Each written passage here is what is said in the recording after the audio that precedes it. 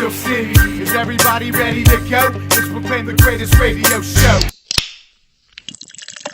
Welcome, fans, to the Week 8 Fantasy Show. I'm your host, Jim Stella, live via satellite with J-Dash and Big Easy. I haven't been on the fantasy segment in a while. I'm pumped up, ready to get this going. You can't even say your words right.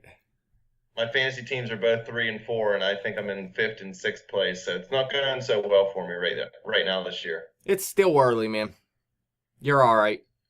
Before we get into it, Tyler Eifert, should I start him?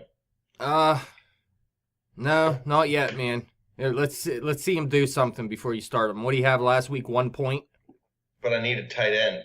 Well, I mean, if you have nothing else, play him, obviously. But we're going to go over a tight end here in our sleepers. Easy has something in his drink that he doesn't like there, it looked like. Bug. All right. Well, if I don't play Eifert, I got to play Hunter Henry, who's concussed. Well, yeah, Jordan I mean, Reed, if Hunter Henry plays, play him. But if not, I mean, if that's all you have, go ahead and play him. I got Jordan Reed, too. Well, Jordan Reed is traveling with the team at least, so it looks like he might play as well.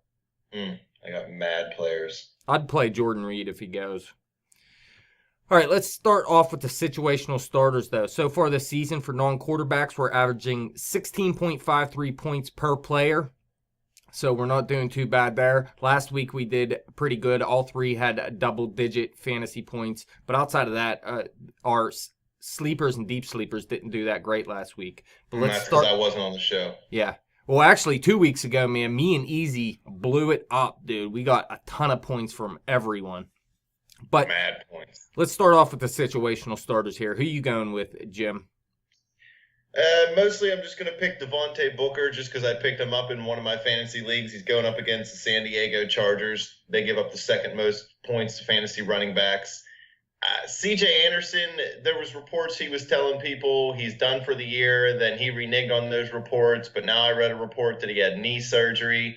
The Broncos are in the top, I think, 7 or even 5 maybe in rushing attempts per game in the NFL right now. They're going to keep feeding the rock to whoever's back there. Trevor Siemian, Paxton Lynch, they're not great quarterbacks. They're good enough to win as long as you have a good running game. So I think Booker's got a real good chance. They drafted him, pretty high. I think, what was he, a second-round pick, somewhere around there, second, third-round pick? Something like so that. They got a lot of faith in this guy. And really, C.J. Anderson, I know he's had some good spells of play, but I've never really been a big believer in that guy anyway. So if Booker starts running with this, even if Anderson does come back healthy towards the end of the year, I think it's going to be Booker's job to keep.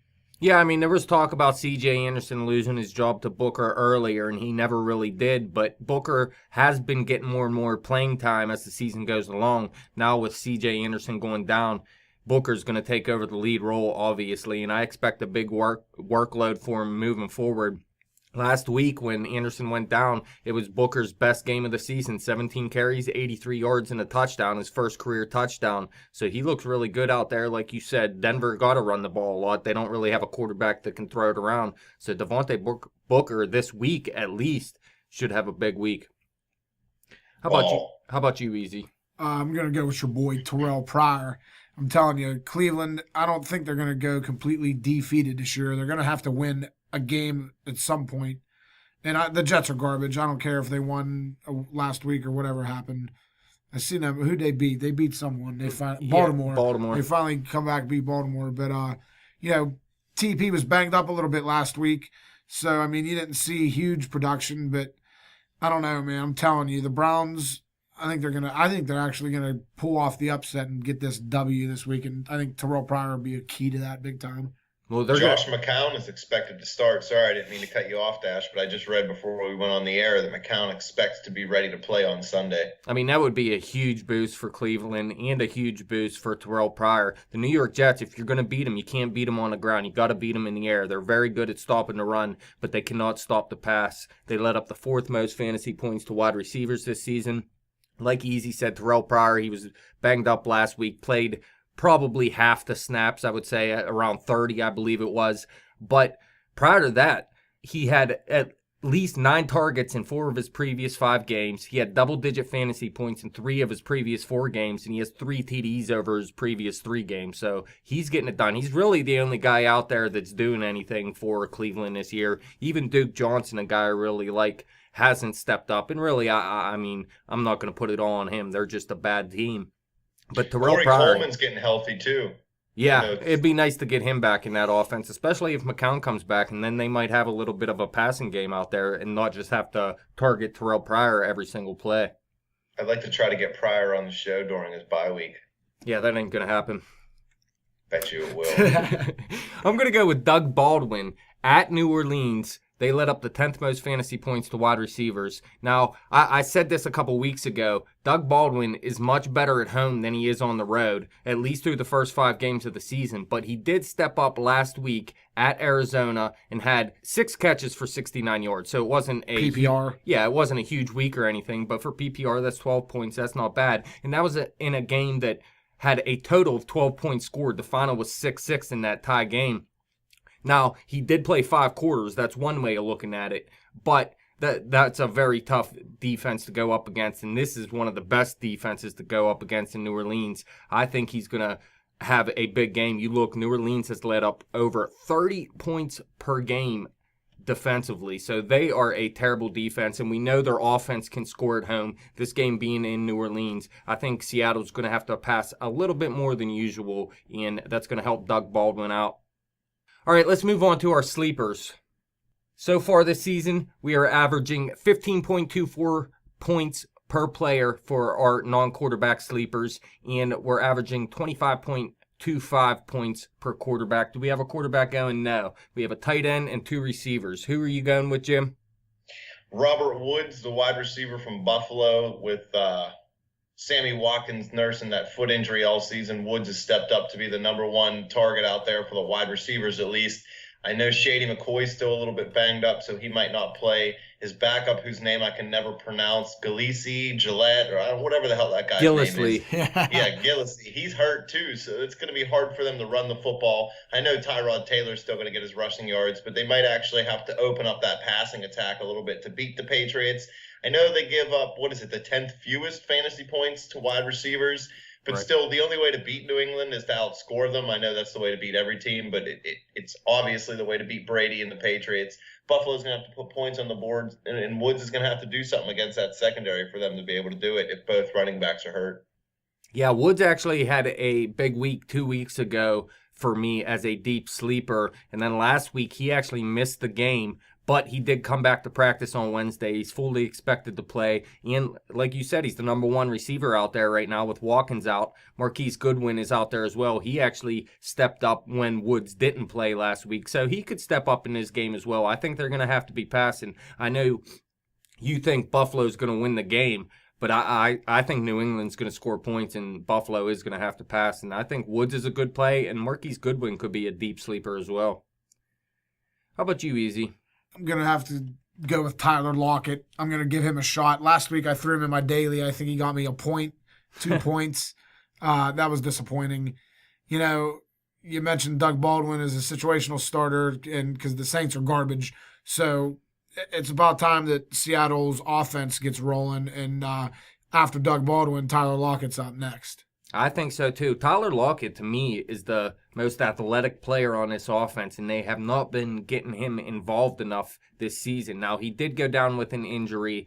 He is actually hurting right now as well. He had another injury last week. He's listed as questionable, but he is expected to play.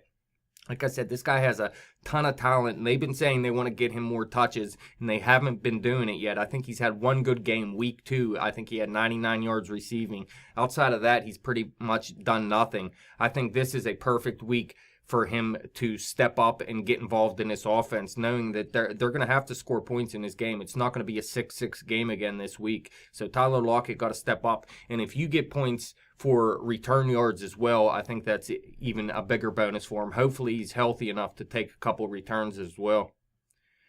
I'm going to go with Tampa Bay Buccaneers tight end Cameron Brate going up against Oakland. They led up the 7th most fantasy points to tight ends this season. Now, if you look, Cameron Brate actually has 13 targets through 4 road games compared to 18 targets in 2 home games. So he's getting targeted a ton more at home, this being a home game versus a bad defense in Oakland, especially against the tight end, really against receivers and running backs as well. But both of his home games, he scored double-digit fantasy points. He also has both of his touchdowns this season at home. Jim, you mentioned before Jameis Winston's throwing the ball pretty well out there in Tampa Bay, and in fact is on you said a record-setting pace for a Tampa quarterback, correct? Yeah, for a Tampa quarterback. Well, I mean, yeah. Obviously, he's not on any other kind of record pace. Trent Diesel. He was through the first 2 games. I think he threw the ball 50 times in his first 2 games, each game the first 2 weeks. But yeah, he had 3 touchdowns last week. That's Jameis Winston. And like I said, with Cameron Brate scoring at home, both his touchdowns coming at home in 2 home games, I think there's a good chance that they hook up for another touchdown this week. And I am playing Cameron Brate if I need to. And in fact, I might go out there and pick him up. Jim, you said you might need a tight end. I'd maybe take a look at him if you can't find anything else. But it sounds like you got a couple options out there. My guy, Julius Thomas, isn't getting it done. So I might take a look at Cameron Brate this week. All right, let's move on to our deep sleepers. Overall, we're averaging 13.45 points per non-quarterback for our deep sleepers. Our quarterbacks, we only took 2. They're averaging 12 points. We had 3 from Jay Cutler when he got hurt, but we did have 21 on the second quarterback we took. I think it was Brock Osweiler got us 21 points. We are going to take a quarterback this week, and Jim, you were going to take him. Who is it? Ryan Fitzpatrick, mostly just because he's going up against the Cleveland Browns, who, I mean, if they're not dead last and against the pass, they should be. The team's awful. Second worst. They're about to have a fire sale before the trade deadline. Hugh Jackson is trying to stockpile draft picks to really turn this franchise around. Josh McCown might come back and help the Cleveland offense, but all that's going to do is cause the Jets to throw the ball more. I think Fitzpatrick's going to play a little better than he did before the benching, which only lasted, 3 quarters, 2 quarters, because Geno Smith is such garbage. He tore his ACL just trying to play 1 game. So you're going to see Fitzpatrick in the helm the rest of the year. I think he knows he's got that spot for the rest of the year as long as he doesn't play god-awful. And he played a little better pissed off last week, and quite honestly, I think he's going to come out this way and do the same thing. And everybody else has done it against Cleveland, so there's no reason to think he can't. Yeah, I think he's going to have a good game. He's really been pretty bad this season. Now, a couple weeks ago, Easy put Mariota in his daily fantasy up against Cleveland, and I said to him, look, Mariota isn't that good at home, but it is a good matchup versus Cleveland, and Easy was right. He put him in there, and he went out and torched Cleveland. Last week, I put Dalton in my daily fantasy lineup. Dalton isn't very consistent, and he's not a guy you want to start much. I put him in my daily fantasy. He had his best game of the season versus Cleveland last week. You know, A.J. Green obviously blew up. Same thing's going to happen this week. Cleveland can't stop a quarterback. I don't care who it is. Ryan Fitzpatrick's good enough to torch him. All day. Cleveland's terrible. I'm going to go with a New York Jet as well and say Quincy Enunwa. And Fitzpatrick's going to hook up with him in this game. Obviously, going up against Cleveland, like we said. Cleveland's allowed 18 passing touchdowns this season. Enunwa scored his second TD of the season last week. He did see the least amount of targets of the season last week, though, just 4. But he had 2 catches for 73 yards and a touchdown. That was with Geno Smith starting the game and Fitzpatrick coming in. So it was a little bit of a weird game for the New York Jets. But Quincy Enunwa, he's very inconsistent, but has put up double digits 4 times this season. I think this is a perfect matchup for him to do it for a 5th time. How about you, Easy? Well, it's the definition of a deep sleeper. We're going to go with Marquise Lee for the Jacksonville Jaguars. Tonight, they're up against Tennessee. They give up, 14th fewest points to fantasy wide receivers. And the reason why I think he's a complete deep sleeper is because they got Allen Robinson, Allen Hurns out there, but they haven't got it done. Yeah, they're not getting it done this season. If you look, Marquise Lee actually had 100 yards receiving last week, and over the past 2 weeks, 13 catches, 168 yards. So he's actually stepping up as their most consistent receiver right now. He has at least 6 targets in each of his last 5 games, a season high of 8 last week. Allen Robinson, well, first of all, Blake Bortles got to step up. Allen Robinson really got to step up. This guy is a beast. He needs to be targeted more. But Marquise Lee, this is a guy I like for years. He's just never been able to stay on the field, whether he's getting suspended or he's hurt. Now he's finally healthy in the game, and we're seeing the talent he has. I like him as a number 3 out there with Hearns and Robinson. Jacksonville's terrible this year. They are. I hear a bunch of people on social media bitching about Blake Bortles. Yeah, Eddie B said it at the beginning of the season, man. He does not believe in Bortles. He said his release time is too slow, and he doesn't see him as a consistent quarterback. And Eddie B might be right, man. Eddie B called it. That he did. That's it, though, man. That's all we got, and there ain't no more. It felt pretty good to be in another fantasy episode. Even though my fantasy team's garbage, my fantasy advice is beast. I don't know. Again, in one of the leagues, if you go look, I have the most points scored against me. Like, what is it about me that no matter what team I put together, I just get pummeled because everybody has their best week? I hate it. It's miserable. Yeah, it sucks, man. I know my buddy, he's second in points scored, and he's 2-5 on the season. It's the way it goes sometimes. All right, before my phone dies, I got to look. Hold on. Do I play James White, Jacquez Rogers? I can't put Montgomery in at running back. Or should I play Jamal Charles? White, Rogers, or Charles? I'm definitely going Jacquez Rogers there. James White, I do like him, but I'm staying away from him this week. We seen him score that touchdown last week against the Steelers, but that was pretty much all he did. And Jamal Charles, he's questionable right now. He did nothing last week. Spencer Ware blew up. It looks like Spencer Ware is going to keep the feature role until Jamal Charles can show he's healthy, and he's obviously not. Jacquez Rogers, man, this guy is running all over the place. He has over 300 yards or something in the last 2 weeks, doesn't he? Believe it. Yeah. So you're telling me I should pick up a different running back because I need 2 of those 3 to play. Oh, okay. Well, no, not necessarily. No, I would go James White. James White's trustable at least. He's probably not going to blow up, but I definitely trust him in the lineup for sure. He's definitely a flex option at least. All right, for my other team, Forte or Booker? Wow. The way Forte looked last week, it's kind of hard not to play him, especially going up against Cleveland, man. So I'd give it to Forte, but that's a tough choice because I think Booker's going to have a good game too.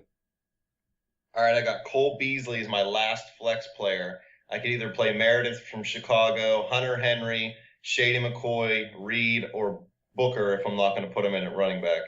Oh, you got to go Booker over all those guys. Beasley is my second choice there, though, obviously, but definitely put Booker in at the flex. Word. That's it. Need a victory. I need a victory. My team's falling apart, dude. Believe it. Team's garbage. By the way, Jay Cutler's back at quarterback, so I don't know if I trust Meredith anymore.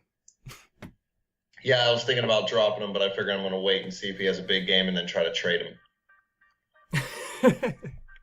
All right, wrap it up.